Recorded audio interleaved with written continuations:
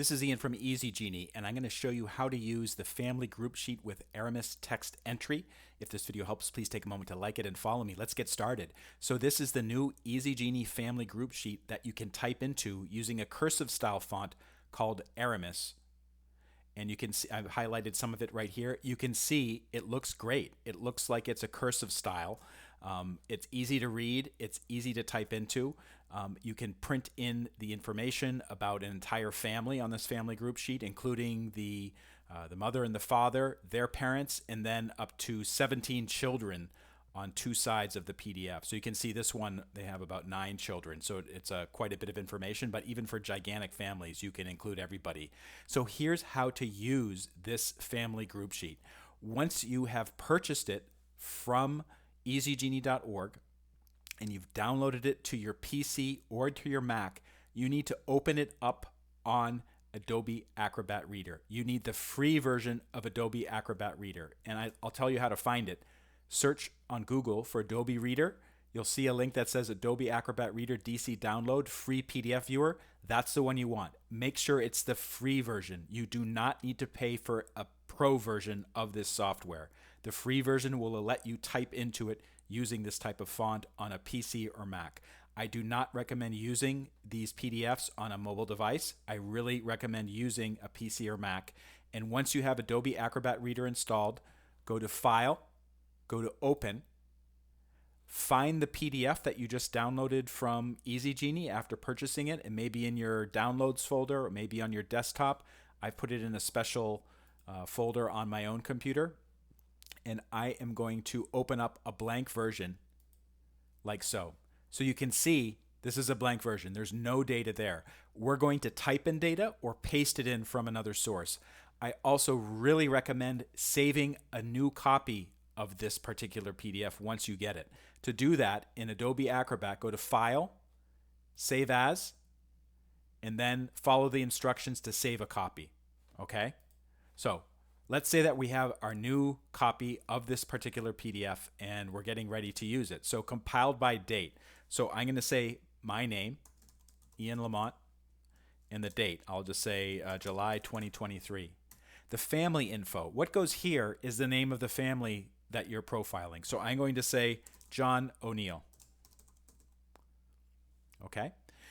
And then I'm going to go through and start typing in the information. Now, one thing I could do is I could use my mouse, click on the field I want to use, and then type John O'Neill. You can either use your mouse to move to the next field, but a faster way to do it is to use the tab button on your keyboard. So I just tabbed, and you can see it went to the birth date. So to get the information, I actually have a text file with that information, and it says the birth date is 11 February 1829. So I could either type out February 11th,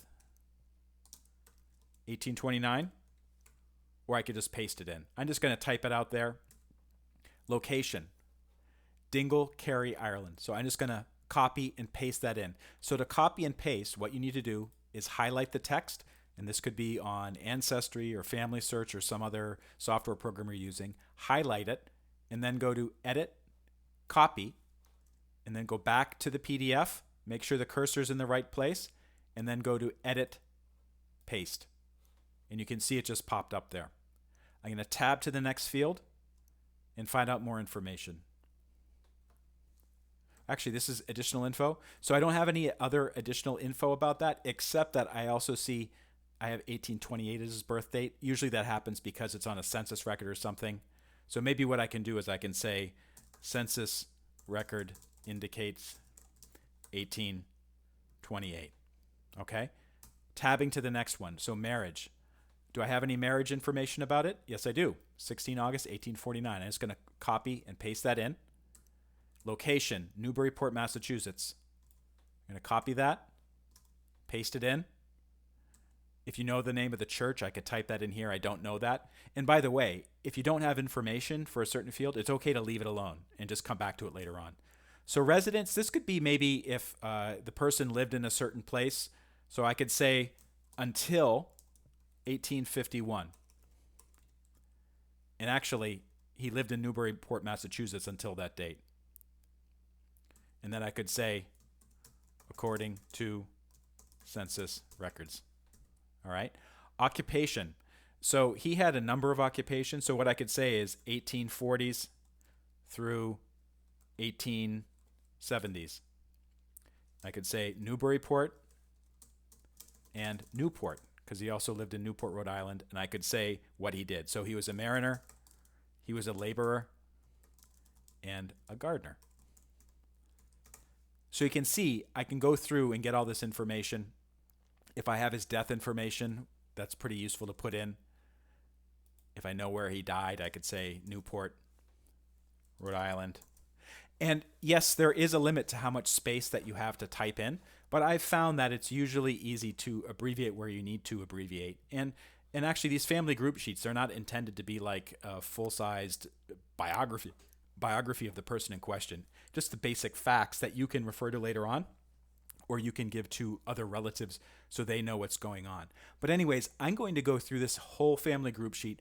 I'm going to type in some information, and I'm going to paste in some information from this text file I have. And some of you may be wondering, well, why bother pasting in information to this particular family group sheet PDF if you already have a text file, or if you already have a software program, or if you already use Ancestry.com? And the answer is very simple, because Ancestry.com in this text file, they don't look that good. It's just very basic information with bold text and some lines. This looks nice. Like, this is something that I could give to a relative, or I could even frame it if I wanted to. So I like having something that looks nice for my genealogy, because I know that someday I will want to pass this on to the next generation, either my children or maybe a younger cousin or somebody else who will take up the research. And if it looks good, there's a higher chance that it will be preserved for a longer period of time. And I can include information maybe that I cannot include on an Ancestry.com profile, or even on a text file. That's where the additional info comes in. And this family group sheet, as I said before, it contains space for 17 children.